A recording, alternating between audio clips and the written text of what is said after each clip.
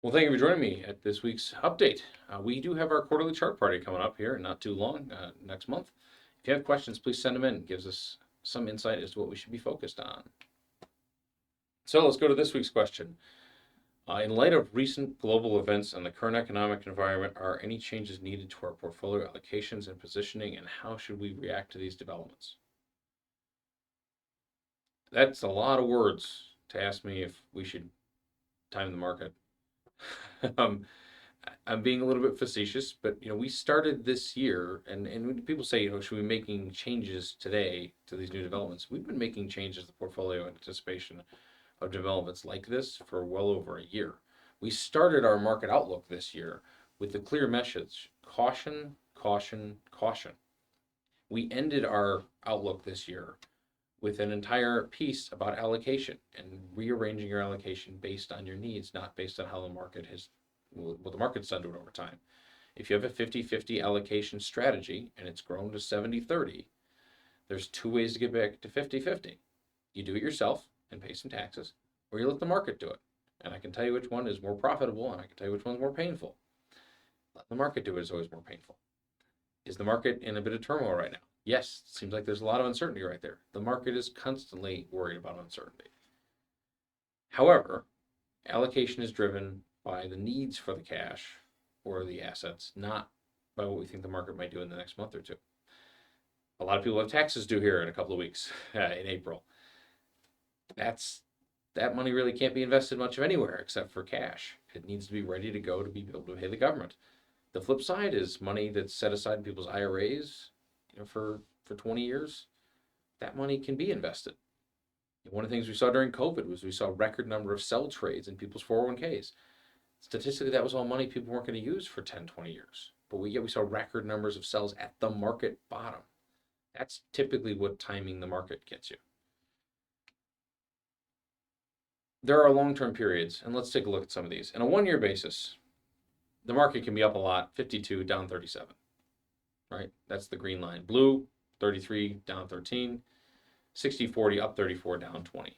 But on a 5-year basis, second column there, there's a very, very few 5-year basis, 5-year rolling periods in the last 75 years where you've lost money in any of these allocations. And in a 10-year, almost none. And on a 20-year, there isn't one, right?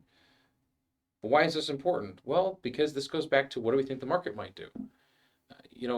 If I told you, hey, the market's hitting new highs, it hit new highs a bunch last year, we're looking forward to it, and let's buy in on January 2nd of 2022, most people would have said yes. Now, what they didn't know is the next year was going to be followed by 9% inflation. We were going to have an invasion of Ukraine. The Fed was going to raise rates faster than we could have imagined. And we were going to have the longest bear market. We're going to fall 22% that year, intra-year into October, and be down almost 19% for the year. We're going to have the longest bear market since the great financial crisis, since the Great Recession.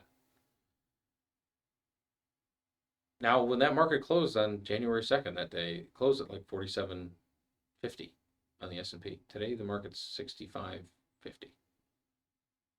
We're up almost 40% the last 4.5 years, and we walked into a 2-year disaster of bear market. So, yes, your allocation matters. Your allocation is there to protect you. It's aligning these times with the correct diversification is what brings a lot of power to the table. Is it time to buy? If you have extra cash that's really earmarked for a long period of time, anytime's a good time to buy when you look back 20 years.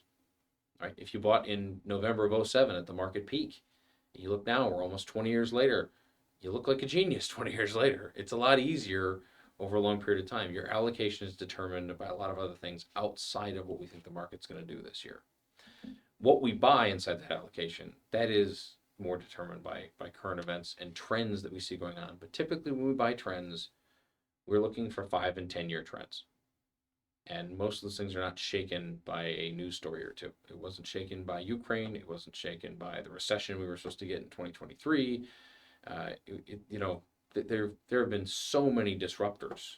I mean, yes, COVID, Ukraine. Now we've got Iran, but remember last year we had tariffs. That already seems to have escaped most people's collective memory.